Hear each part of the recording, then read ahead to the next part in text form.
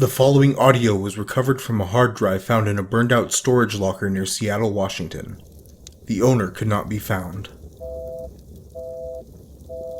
Dear Diary, or whoever you are in there, I'm starting to think that I might have weird friends. Maybe it's me, maybe it's just the world we live in, I don't know. Case in point. Last weekend, a girlfriend and I were trying to make the most out of this ridiculous heat wave and have lunch out by the river. Say what you will about this town, but the Parks Department has done some really great work over there. Anyway, we've got a pretty good spread, super Americana.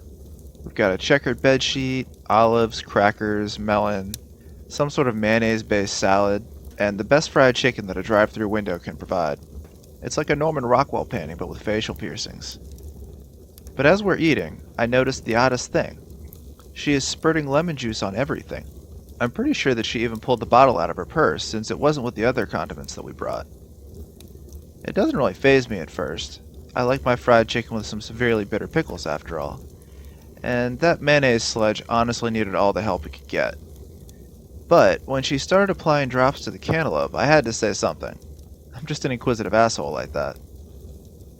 You know, you could have ordered the lemonade, I said. I did. She replies back.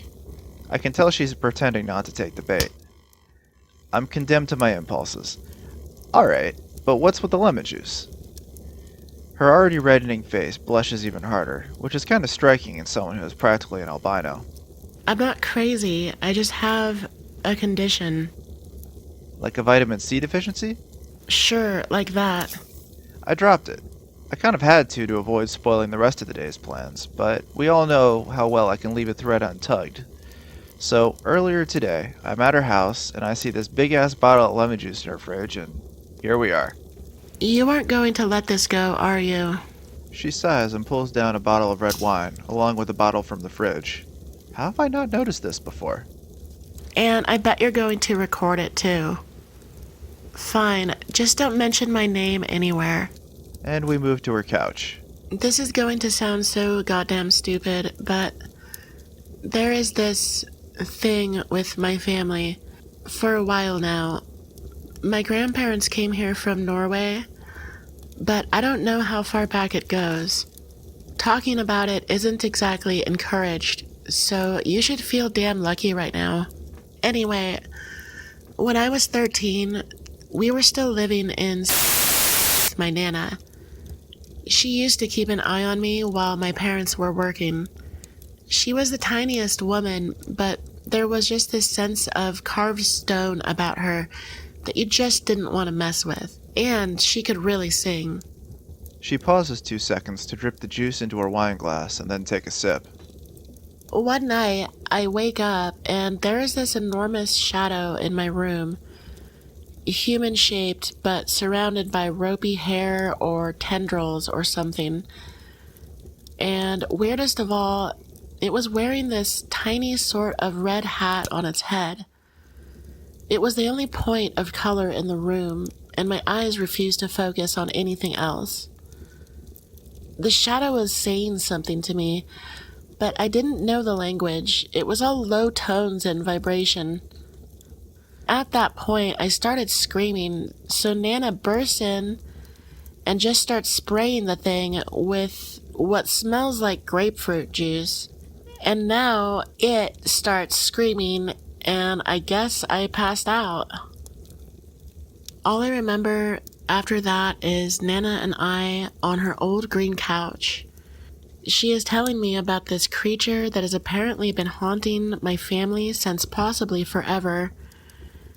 Her grandmother told her that it was some sort of fairy that an idiot ancestor of ours had made a promise to that they had welched out on, and now that I've come of age, the price was on me now.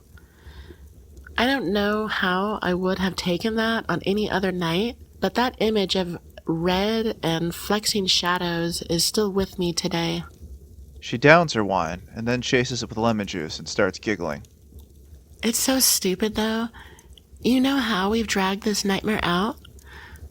Apparently, the thing hates fruit, so I have to keep constantly dousing myself with citrus to keep the family boogeyman away.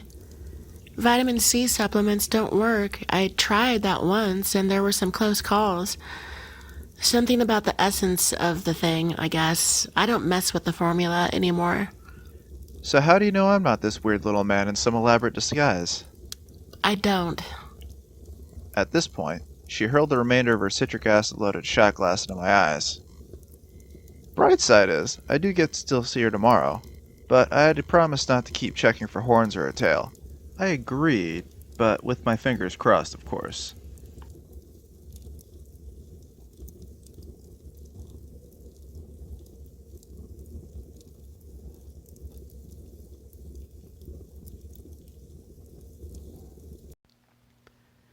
Don't forget to join the Fear 20 Discord.